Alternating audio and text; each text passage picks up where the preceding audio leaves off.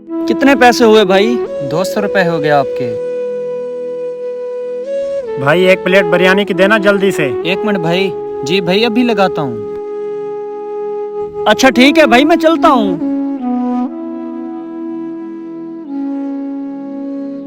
अरे भाई पैसे तो देते जाओ।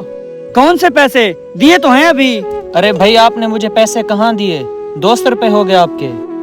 ओ भाई, आप अपने काम में बिजी हो गए थे, अभी तो आपको पैसे दिए हैं पूरे 200 रुपए। आपको याद नहीं है? अरे भाई मुझे अच्छे से याद है कि मैं काम में लगा हुआ हूँ, और मुझे ये भी याद है कि आपने मुझे पैसे नहीं दिए। अच्छा, तो आपका क्या मतलब है? मैं झूठ बोल रहा हूँ? देखो भाई, मैं ये नहीं कह रहा कि आप झूठ बोल रहे हैं। हो सकता है आपने मुझे पैसे ही ना दिए हों। आप एक बार चेक कर लें, अगर आपने मुझे पैसे दिए होते तो यहाँ पर होते।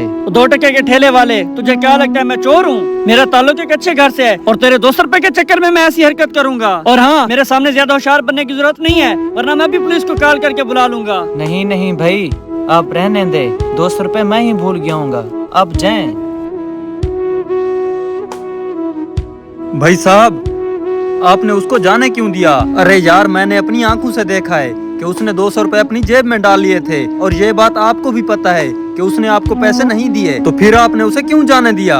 अरे भाई जाने दे बस, अब उससे क्या बहस करता।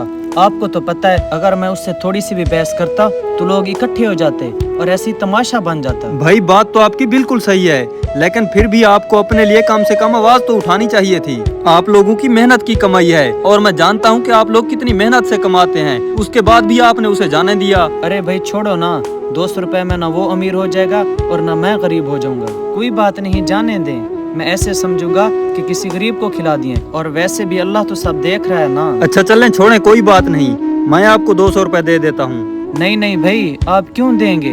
आप रहने ही दीजिए। अरे भाई कोई बात नहीं, आपकी मेहनत की कमाई है, ये ले लीजिए। आपका बहुत बहुत शुक्रिया भाई। ठीक है भाई, मैं चलता हूँ।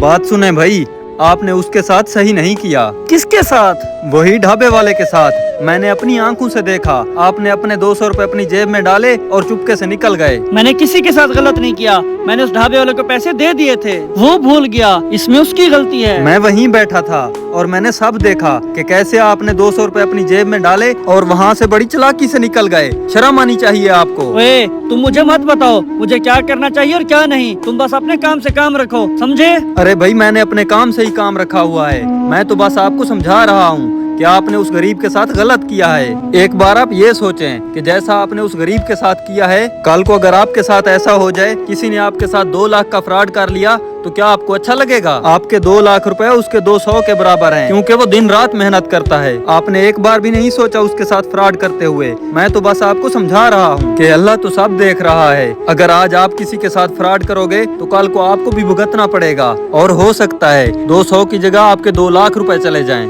आप बिल्कुल ठीक कह रहे हो, शायद मैंने उसके साथ बहुत गलत किया है, प्लीज मुझे माफ कर दो। ये तो मैंने कभी सोचा ही नहीं, जो मैंने उसके साथ किया है कल को मेरे साथ भी हो सकता है। अभी जाकर उससे माफी मांगता हूँ और उसके पैसे भी दे देता हूँ। उसकी कोई जरूरत नहीं है, मैंने उसको पैसे दे दिए हैं। अच्छा ठीक है, ये लीजिए आप। अरे भाई, मुझे पैसे नहीं चाहिए, मुझे तो बस आपको समझाना था कि आपको आपकी गलती का एहसास हो, ताकि आप आइंदा ऐसी हरकत ना करें। आप समझ गए, मेरे लिए यही काफी है। ठीक है, अब मैं चलता हूँ। रसूल अल्लाह सल्लल्लाहु अलैहि वसल्लम ने फरमाया, मकरो फरेब और धोखाधड़ी का इंजाम जहन्नम है।